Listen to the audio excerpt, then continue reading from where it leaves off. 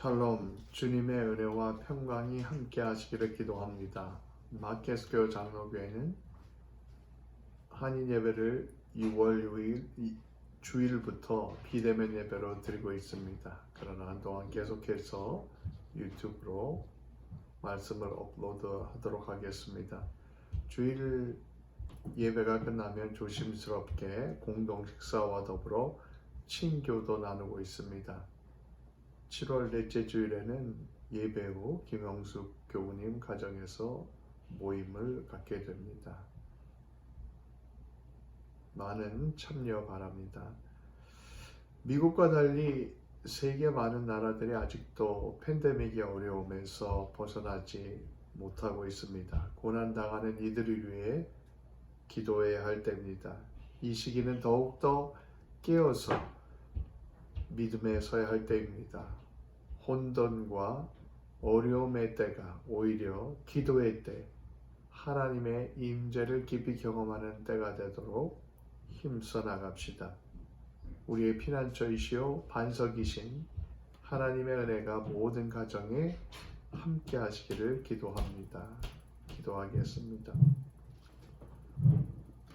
우리를 사랑과 은혜로 날마다 돌보아 주시는 주님 감사드립니다.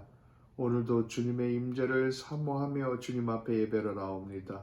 우리의 심령을 새롭게 하시며 주님의 은혜로 충만히 채워 주시옵소서.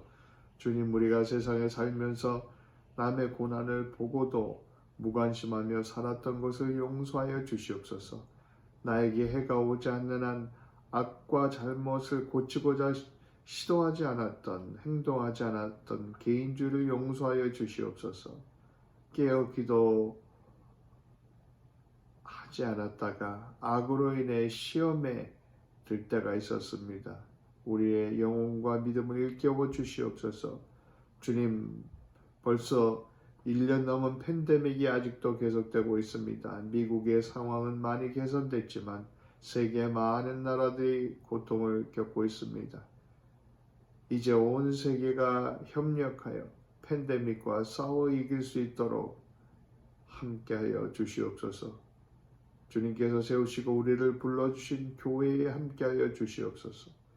마켓스교회 장로교회를 통해 주님께서 불러주신 뜻을 깊이 깨닫고 날마다 그 부르심에 응답하고 순종하는 삶을 살도록 인도하여 주시옵소서.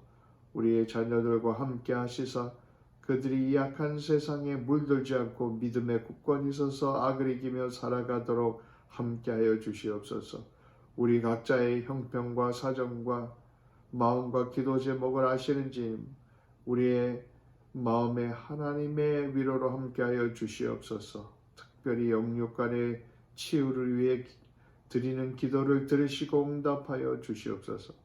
주님께서 허락하신 우리의 가정과 사업, 직장 속에 하나님의 공간이 되게 하여 주시옵소서. 이를 위해 우리가 늘 깨어 기도하며 주의 말씀 가운데 살아가도록 일깨워 주시옵소서. 이제 말씀을 전하고 들을 때 주의 성령으로 함께하여 주시옵소서. 예수님 이름으로 기도드립니다. 아멘. 오늘 우리에게 주시는 하나님의 말씀은 마가복음 6장 14절부터 29절의 말씀입니다. 마가복음 6장 16절부터 29절. 이에 예수의 이름이 드러난지라 헤롯 왕이 듣고 이르되 이는 세례 요한이 죽은 자 가운데서 살아났도다. 그러므로 이런 능력이 그 속에서 일어나느니라 하고 어떤 이는 그가 엘리야라 하고 또 어떤 이는 그가 선지자니 곧 선지자 중에 하나와 같다 하되 헤롯은 듣고 이르되 내가 목벤 요한 그가 살아났다 하더라. 전에 헤롯이 자기가 동생 빌립의 아내 헤로디아에게 장가든 고로 이 여자를 위하여 사람을 보내어 요한을 잡아 오게 가두었으니 이는 요한이 헤롯에게 말하되 동생의 아내를 취하는 것이 옳지 않다 하였습니다. 헤로디아가 요한을 원수로 여겨 죽이고자 하였을 때 하지 못한 것은 헤롯이 요한을 의롭고 거룩한 사람으로 알고 두려워하여 보호하며 또 그의 말을 들을 때에 크게 번민을 하면서도 달갑게 들음이러라. 마침 기회가 좋은 날이 왔으니 곧 헤롯이 자기 생일에 대신들과 천부장들과 갈릴리의 귀인들로 더불어 잔치할 때 헤로디아의 딸이 친히 들어와 춤을 추어 헤롯과 그와 함께 앉은 자들을 기쁘게 한지라. 왕이 그 소녀에게 이르되 무엇이든지 내게 원하는 것을 내게 구하라 내가 주리라 하고, 또 맹세하기를 무엇이든지 내가 내게 구하면 내 나라의 절반까지라도 주리라 하거늘. 그가 나가서 그 어머니에게 말하되 내가 무엇을 구하리까? 그 어머니가 이르되 세례 요한의 머리를 구하라 하니, 그가 곧 왕에게 급히 들어가 구하여 이르되 세례 요한의 머리를 소발에 얹어 곧 내게 주시기를 원하옵나이다 하니, 왕이 심히 근심하나 자기가 맹세한 것과 그 앉은 자들로 인하여 그를 거절할 수 없는지라. 왕이 곧 시병 하나를 보내어 요한의 머리를 가져오라 명하니, 그 사람이 나가 옥에서 요한을 목베어 그 머리를 소반에 얹어다가 소녀에게 주니, 소녀가 이것을 그 어머니에게 주니라. 요한의 제자들이 듣고 와서 시체를 가져다가 장사하니라. 이는 살아계신 하나님의 말씀입니다. 얼마 전 뉴스에 보니 유치원 선생님이 한국에서 학교 주차장에 잘못 파킹돼 언덕에서 구르는 차를 몸으로 막다가 목숨을 잃었습니다. 이분은 평상시에도 학생들을 깊이 사랑으로 돌보는 선생님으로 존경받는 선생님이었습니다. 세상에는 의로운 사람들이 많이 있습니다. 반면에 세상에는 악한 사람들도 많이 있습니다. 남을 돕기는커녕 남의 것을 빼앗기 위해 남의 생명을 해치는 것도 서슴지 않는 사람들이 있습니다. 멕시코에는 아보가도 농장의 수익을 빼앗기 위해 갱단들이 총을 들고 공격한다고 합니다. 요즘 우리가 먹는 아보가도가 옛날보다 구하기가 쉬워졌고 가격이 싸졌습니다. 이 아보가도의 큰 비중이 멕시코에서 들어옵니다. 이 수익이 꽤 높다고 합니다. 그러자 멕시코에 마약 거래를 하는 갱단들이 아보가도 농장까지 노리고 약탈을 한다고 합니다.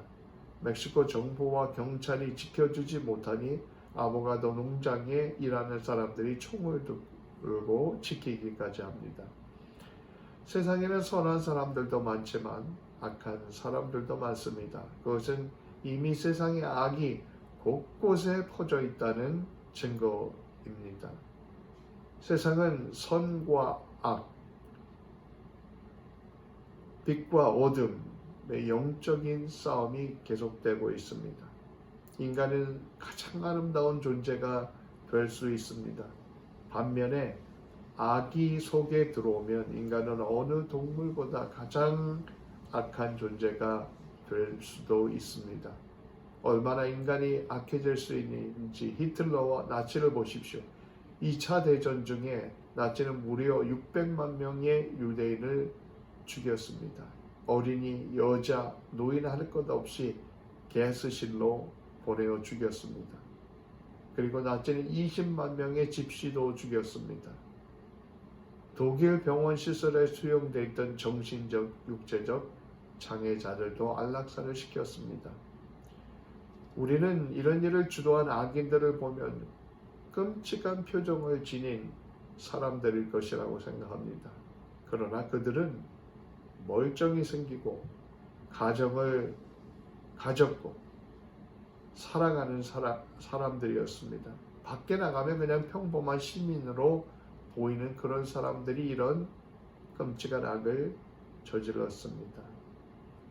악의 평범성이라는 유명한 말이 있습니다. 한나 아렌트라는 유대계 철학자의 말입니다. 아렌트는 나치를 피해서 미국으로 망명을 했습니다. 그녀가 뉴요커라는 한국 잡지 요청을 받아서 나치 전범 아이히만의 재판에 참석하고 그에 대한 글을 썼습니다. 아이히만은 유대인을 죽음의 가스 수용소로 보내는 책임자였습니다. 아이히만은 2차 대전이 끝나자 아르헨티나로 도망했습니다. 거기서 신분을 세탁하고 이름도 바꾸고 숨어서 살았습니다. 그러다가 세월이 많이 지났지만 그를 추적한 사람들에 의해 잡혀서 나치 전범 재판에 불려왔습니다. 재판을 취재하기 위해서 참석한 한나 아렌트는 아이히만의 모습을 보고 깜짝 놀라게 됩니다. 수백만 명 유대인을 가스실로 보낸 책임자 아이히만이 그냥 너무도 평범하게 보이는 사람이었던 것입니다. 아렌트는 이렇게 말했습니다. 홀로코스트와 같은 역사 속의 악행은 광신자나 반사회성 인격장애자들이 아니라 국가에 순응하며 자신들의 행동을 보통이라고 여기게 되는 평범한 사람들에 의해서 행해집니다.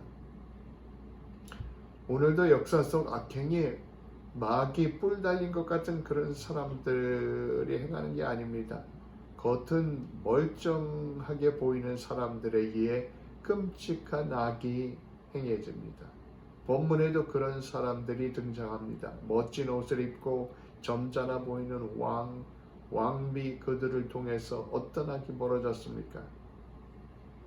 헤롯은 이미 세례 요한의 목을 베어서 처형시켰습니다. 그런데 얼마 있다 예수님의 소문이 유대 사회에 점점 퍼져간다는 소식을 듣게 됩니다. 예수님에 대해 헤롯은 세례 요한이 환생했다고 생각을 합니다. 그리고 세례 요한의 능력이 예수님 안에 운동하고 있다고 믿었습니다. 헤롯은 예수님이 세례 요한이 자신을 비판했던 것처럼 예수님이 자기를 비판하지 않을까 불길한 생각을 느끼고 있었던 것 같습니다. 세례 요한은 예수님과 동시대에 살았던 인물입니다. 수많은 사람이 세례 요한의 설교를 들었습니다. 그리고 회개의 다짐으로 요단강에서 세례 요한에게 세례를 받았습니다. 세례 요한은 이렇게 사역하면서 자기 뒤에 바로 오시는 예수님을 사람들에게 소개했습니다. 위대한 선지자 세례 요한이 헤롯 안티파스에 의해서 죽임을 당했습니다. 이 헤롯 안티파스는 갈릴리 지방의 북쪽을 다스렸습니다. 헤롯은 자기 이복 동생의 부인 헤로디아를 부인으로 삼습니다. 어떤 자료에 따르면 헤롯과 헤로디아는 서로의 정략적 이익을 위해 정략적으로 결합했다고 합니다. 당시 유대 백성들은 아주 못마땅했지만 감히 두려워서 공개적으로 비판을 못하고 있었습니다. 그때 헤롯의 이런 행실을 공개적으로 비판한 사람이 세례 요한입니다. 동생의 아내를 취한 것은 옳지 않소. 백성의 존경을 받는 세례 요한이 직언을 했습니다. 헤롯 안티파스는 세례 요한이 의로운 사람인 줄 알고 두려워했습니다. 그러나 헤로디아의 성화에 못 이겨 세례 요한을 옥에 가둡니다. 헤로디아는 세례 요한을 미워하고 죽이고 싶어 했습니다. 그러나 헤롯은 세례 요한을 존경하는 유대 민중의 여론을 결코 무시할 수 없었습니다. 잘못하다가는 폭동이 일어날 수도 있습니다. 그래서 헤롯은 일단 세례 요한을 감옥에 가두는 것으로서 그 수준에서 끝내려 했습니다. 그런데 일이 이상하게 꼬이게 되었습니다. 하루는 헤롯의 생일에 파티에 왕궁 내외 귀빈들이 그리고 지역의 유지들이 몰려들었습니다. 춤추는 무희들이 무대 중앙에서 등장해 춤을 추기 시작했습니다. 그때 헤롯의 의붓딸 바로 헤로디아의 친딸 살로메가 갑자기 나와서 춤을 춥니다. 공주가 나와서 춤을 춘다는 것은 당시 예법에 맞지 않습니다. 아마도 헤로디아가 일부러 자기 딸을 그 자리에 춤추도록 보낸 것 같습니다. 10대의 공주가 나와 춤을 추는 행위에 헤롯을 비롯한 모인 사람들은 즐거워합니다. 고관 대작들이 술에 취하고 살로메의 춤을 보며 깔깔거리며 즐거워했습니다. 살로메가 춤을 추니 술에 취하고 흥에 취한 헤롯이 말을 합니다. 살로메, 내가 원하는 것을 내게 구하라. 내게 주리라. 그러면서 헤롯은 맹세까지 하면서 약속합니다. 살로메, 내가 달라고 하면 이 나라의 절반까지도 주겠다. 아마도 헤롯은 10대에 소녀 살로메가 어떤 고급진 선물을 달라고 하겠지 생각했을 것입니다. 그런데 헤롯이 어린 소녀를 잘못 보았습니다.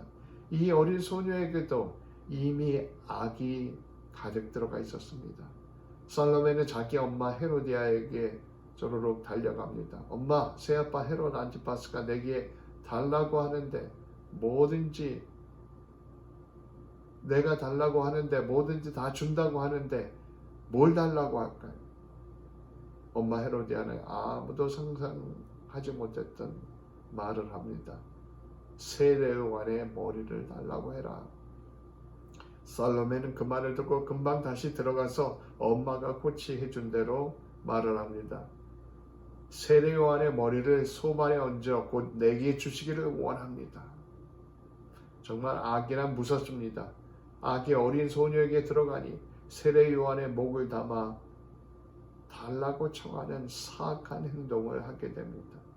헤롯 안티파스는 술이 깨고 정신이 바짝 났을 것입니다.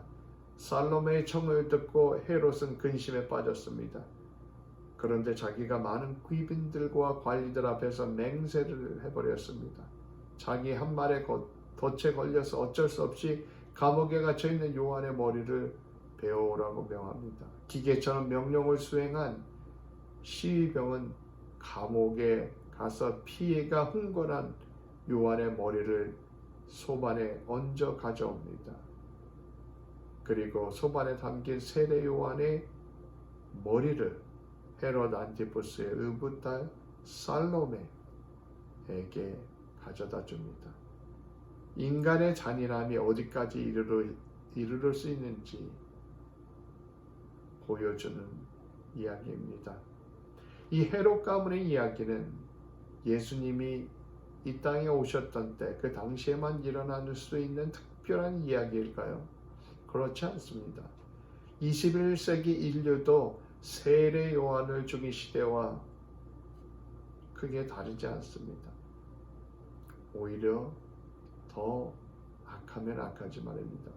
요즘도 세계 곳곳에 권력 쟁취를 위해 죽고 죽이는 일이 벌어지고 있습니다. 얼마 전에도 헤이티, 영어로 한국말로 하면 IT의 대통령을 죽무장한 사람들이 대통령의 사저로 들어가서 쏴서 죽였습니다. 헤이티가 그렇지 않아도 가난하고 불안정한 나라인데 온 나라가 이 일로 혼돈에 빠졌습니다. 인간은 여전히 파괴적이고 위선적이고 악합니다. 오늘도 곳곳에서 겉은 세련되지만 헤롯과 헤로디아와 같은 악인들이 존재합니다. 그들은 점잖은 것 같지만 자신의 권력에 방해가 되면 가차없이 그 사람을 공격하고 무너뜨립니다. 이런 세상의 악을 보면 우리는 어떻게 해야 할까요? 첫째, 무엇보다 하나님의 섭리를 신뢰해야 합니다. 하나님의 섭리를 신뢰해야 합니다. 성경은 악의 완전한 정복을 약속합니다.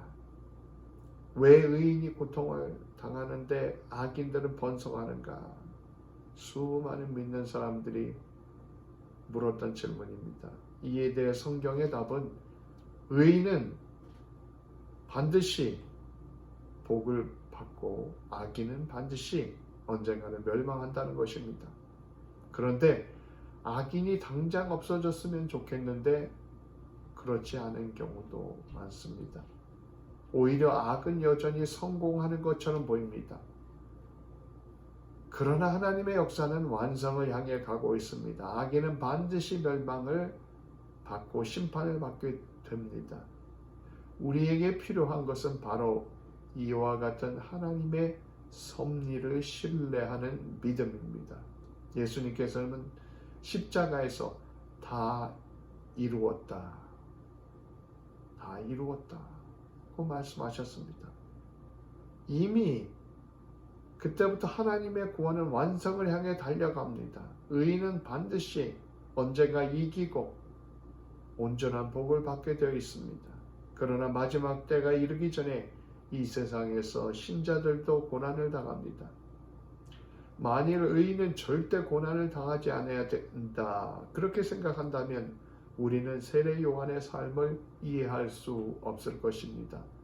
예수님의 고난도 이해할 수 없습니다. 이 땅에서 만사형통하지 않으면 예수님을 믿지 못하겠습니까? 그렇다면 우리는 결코 하나님의 섭리를 온전히 신뢰할 수 없습니다. 수많은 순교자들을 이해할 수 없습니다. 성도들에게 일어나는 고난을 이해할 수 없습니다. 하나님의 보상은 이 세상 이후에 이루어질 수도 있습니다. 수많은 신앙인들이 이 땅에서 주님을 위해 고난을 당했습니다. 그리고 그들은 죽어서 영원한 나라에서 보상을 받았습니다. 우리에게 진실한 보상은 영원한 하나님 나라에서 있게 됩니다. 우리 눈을 땅에만 둔다면 우리는 실망하고 낙심할 수밖에 없습니다. 그러므로 우리는 영원을 향한 눈을 잃지 말아야 합니다. 하나님의 깊고 넓으신 뜻 앞에 겸손해져야 합니다.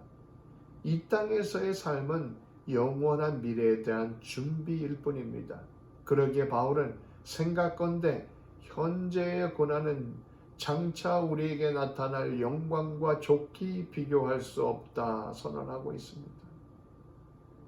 또한 바울은 우리가 소망으로 구원을 얻었음에 보이는 소망이 소망이 아니니 보는 것을 누가 바라리요?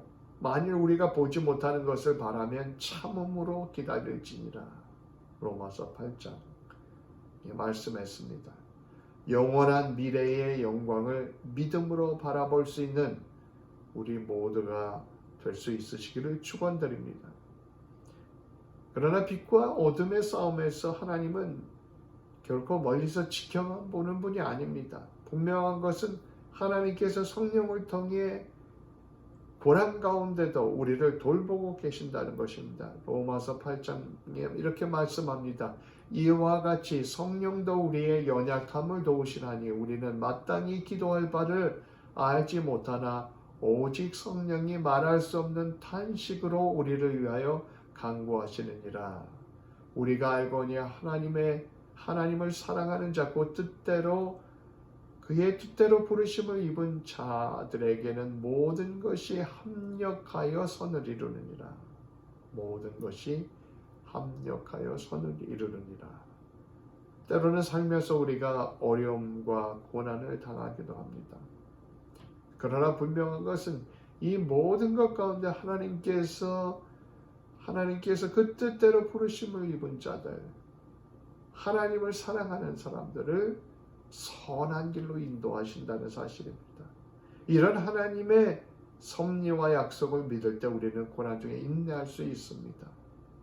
고난 중에도 소망을 잃지 않게 됩니다. 둘째로 우리는 악과 싸워야 합니다. 그렇다면 어떻게 악과 싸우겠습니까? 무엇보다도 기도하면서 깨어 있어야 합니다. 우리는 빛과 어둠의 영적 싸움 한가운데 놓여 있습니다. 아침에 일어나면서 또 하루를 이 빛과 어둠의 싸움의 현장으로 가는 것입니다. 악은 정신적으로, 영적으로 사람들에게 영향을 미칩니다. 우리도 정신 차리지 않으면 세상의 악에 물들게 됩니다. 악에 둔감해집니다. 그러기에 베드로전서 5장에 근신하라, 깨어라, 너희 대적 마귀가 우는 사자같이 두루다니며 삼킬 자를 찾나니 너희는 믿음을 굳게 하여 저를 대적하라. 이는 세상에 있는 너희 형제들도 동일한 고난을 당하는 줄을 알미니라고 말씀합니다. 기도는 악과 싸우는 시작이요 끝입니다. 기도해야만 악에게 지지 않고 악을 이길 수 있습니다. 기도와 더불어 때때로 우리는 사회적 악을 대항해 행동해야 할 때가 있습니다. 오늘날 무엇보다 악은 사회의 제도와 문화를 통해 나타납니다. 행동하지 않고 방관하면 악이 우리의 삶을 지배하게 됩니다. 행함이 없는 믿음은 죽은 믿음이라고 했습니다. 요즘 미국 서부와 캐나다 지역에 전례 없는 폭염이 와서 많은 사람들이 고통을 당합니다. 캐나다는 에어컨이 필요 없는 나라입니다. 그런데 브리티시 콜럼비아 지역에 7월 초 최고 121도를 기록했습니다. 어마어마한 온도입니다. 그리고 110도를 넘는 온도가 며칠 동안 계속되었습니다. 지금까지 한 번도 겪어보지 못한 기온입니다. 이 폭염으로 인해서 500명에 달하는 사람들이 캐나다 서부와 미국 북서부에서 목숨을 잃었습니다. 왜 이런 일이 일어납니까? 사람들이 환경을 무시한 채 무조건 뿜어낸 탄소로 인한 기후변화 때문입니다. 여름에 땅에 뜨거운 기운이 하늘로 솟아 빠져나가야 합니다. 그런데 이상하게도 고기압이 위에서 딱 가로막아서 열이 빠져나가지 못하는 소위 열돔의 현상이 생겨난 것입니다. 이런 열돔 현상은 사실 인간이 만들어낸 것입니다. 기후변화는 더 이상 공상의 문제가 아닙니다. 환경 문제를 해결하기 위해 참여하지 않으면 걷잡을 수 없는 상황이 될 것이라고 전문가들은 경고합니다. 환경 문제에 있어서 필요한 것은 무엇입니까? 행동입니다. 한 사람 한 사람의 행동입니다. 그 작은 행동들이 합쳐지면 변화는 일어납니다. 나는 별로 못 느끼는데 하고 방관한다면 언젠가는 시애틀, 포틀랜드, 밴쿠버 이런 지역에서 겪고 있는 폭염이 곧 우리의 문제가 되고 말 것입니다. 언젠가 워싱턴에 있는 홀로코스트 박물관에 가보니 벽에 이런 시가 적혀 있습니다. 나치가 그들을 덮쳤을 때라는 마르틴 니밀러라는 독일 목사님이 남긴 유명한 말입니다. 나치가 공산주의자들을 덮쳤을 때 나는 침묵했습니다. 나는 공산주의자가 아니었기 때문입니다. 그 다음에 그들이 사회민주당원들을 가두었을 때 나는 침묵했습니다. 나는 사회민주당원이 아니었기 때문입니다.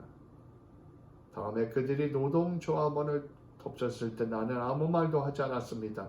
나는 노동조합원이 아니었기 때문입니다. 그 다음에 그들이 유대인들에게 왔을 때 나는 아무 말도 하지 않았습니다. 나는 유대인이 아니었기 때문입니다. 그들이 나에게 닥쳤을 때는 나를 위해 말해줄 이들이 아무도 남지 않았습니다. 본문에 예수님의 이름이 드러났다고 했습니다. 14절 말씀이죠. 이렇게 예수님의 이름이 드러난 이유는 예수님의 이름이 사회 곳곳에 드러난 이유는 12제자들이 나가서 복음을 전했기 때문입니다.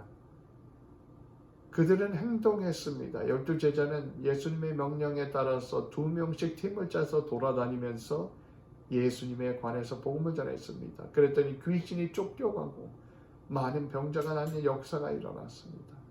많은 사람이 아닙니다. 단 12명이 둘씩 팀을 이루어서 협력해서 움직이니까 하나님의 역사가 일어났습니다. 마귀와 악과 어둠이 무너지고 예수의 이름이 증거되는 역사가 일어났습니다. 우리도 서로 마음을 모아 움직이고 나아가면 그곳 하나님의 역사가 일어나게 되어 있습니다. 팀을 짜서 움직였던 12제자처럼 우리도 협력하여 움직이는 그러한 노력이 필요합니다.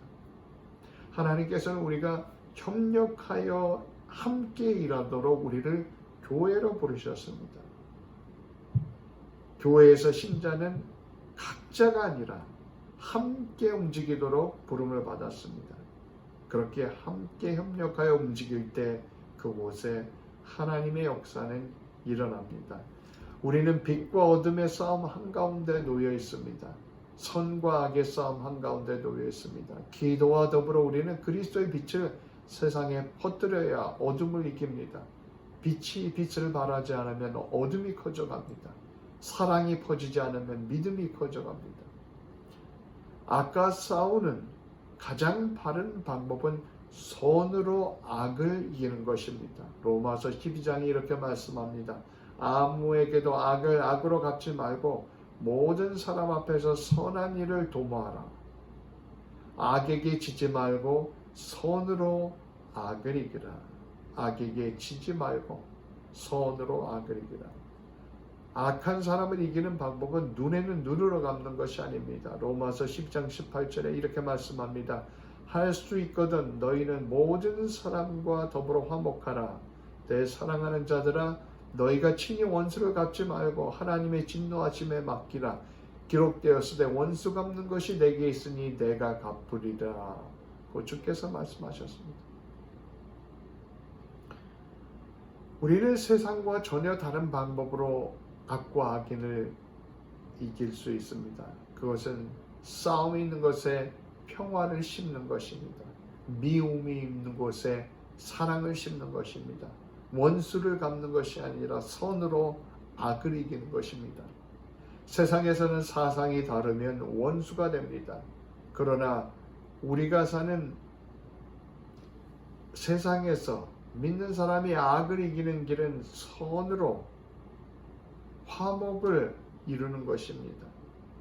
교회에서는 공화당원과 민주당원이 하나가 되고 사랑할 수 있어야 합니다. 교회에서는 피부색이 다른 사람들끼리 하나가 될 수 있어야 합니다.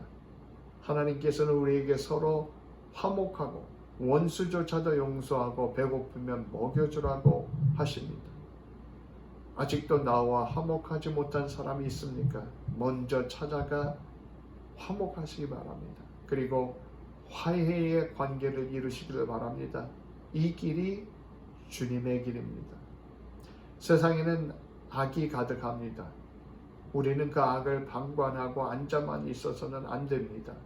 악을 대항해서 기도해야 합니다. 그리고 때로 악을 대항해 싸워야 합니다. 세상의 방식으로 싸우는 것이 아니라 선으로 악을 이겨야 합니다. 사랑으로 믿음을, 평화로 분열을 이겨야 합니다. 우리들은 빛과 어둠, 선과 악의 싸움 가운데서 살아갑니다.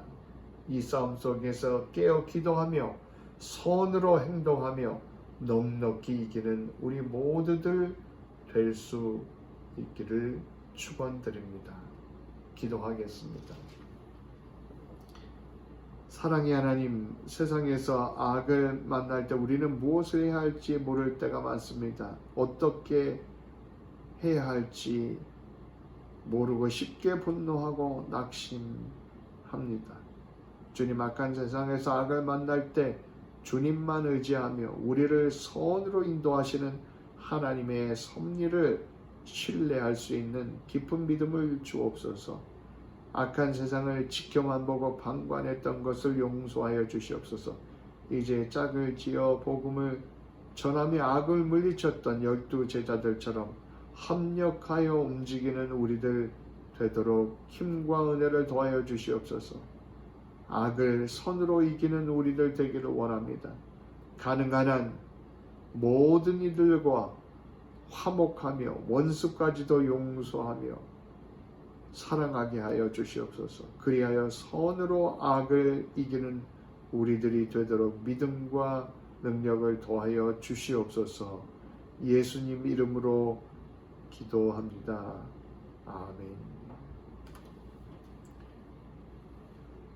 지금은 우리 주 예수 그리스도의 은혜와 성부 하나님의 무한하신 사랑과 성령의 교통하심이 마케스교 장로교의 모든 교우들과 온라인으로 함께 예배드리는 모든 성도들 위해 이제로부터 영원토록 함께 계시기를 축원드립니다. 아멘. 감사합니다. 평안하시고 주 안에 승리하십시오. 감사합니다.